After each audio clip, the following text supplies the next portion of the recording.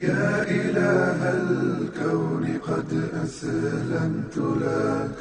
ربي فاغفر زلتي ما أحكمك. عبادت لس برخد عبادت دا د الله جل جلاله فرمان بداری حکم منل دا لس برخد پدی که نه برخی خاص و دغت جلاسوی دی ست طلب د حلال رزق نه برخی عبادت په دغه کې ده چې طلب د حلال رزق کوي لسمه برخه المنز ذکر ده تلاوت ده ولی که ته داسې فکر وکړې نو تقریبا دغه انداز ته به خبر رسیږي چې ته دا د شواروس تجزیه وکړې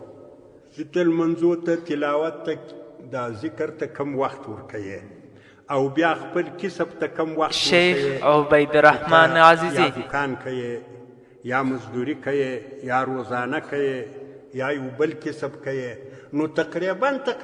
چې دا اندازه کې دا د لمانځه وخت د ذکر او د تلاوت وخت به لسمې حصې ته ورسېږي دغه ستا وخت چې یا په عبادت کې تېرېږي یا په حلال کسب کې دا ټول یو فرق نشته دا ټول عبادت ځکه په حلال کسب کې چې ته نیت وکړې صحیح معامله دې صفا وي او نیت دې صحیح وي په دغه نیت یې کوي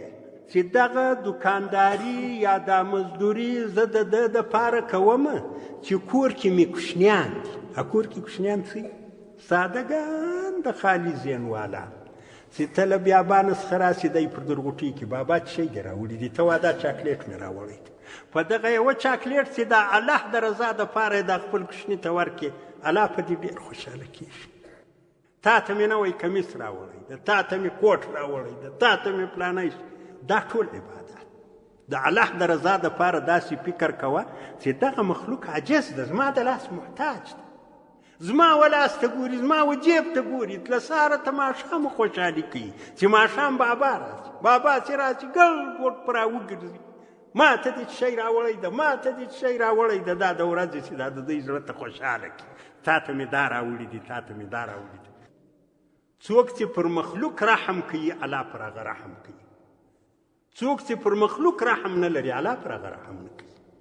ته چې پر دې خپل کور کوشنیانو زوی دې ځوان زوی دې د ستا لاس ته ګوري بابا د اختر کالي به راکوي لوی ځوان فلانی شی به رااخلي چې ور وایخي هغه ډېر خوشحاله په دغه نیت یې کوه چې دا خپل قریبان یا الله دا زما لاس ته ګوري زه دا خوشحاله وساتم دا یو عظیم عبادت په حلال کسب کې چې ته نیت وکړې صحیح معامله دې صفا وي او نیت دې صحیح وي چې ماښام ته خپل زوی ته له جیبه خوږې راوکاږي دا زوی دې څونه خوشحالي دې زوی ته ورپېښل شي په دغه شیخ عبیدالرحمن عزیزي الله پر خپل مخلوق رحم کوي د الله په خپل مخلوق خوا بدېږي تا ته حواله کړی دی چې ته ودرې ته په کوم انداز کې رحم پر لرې حلاله نفقه زړه کې نور پیدا کوي د حلالې نفقې تاثیرات پر اولاد ویږي د حلالې نفقې تاثیرات پر کور باندې لویږي بلکې د حلالې نفقې تاثیرات پر علاقه باندې لویږي راجيا منك إلهي رحمة تغسل الذنب وقد أمسيت لك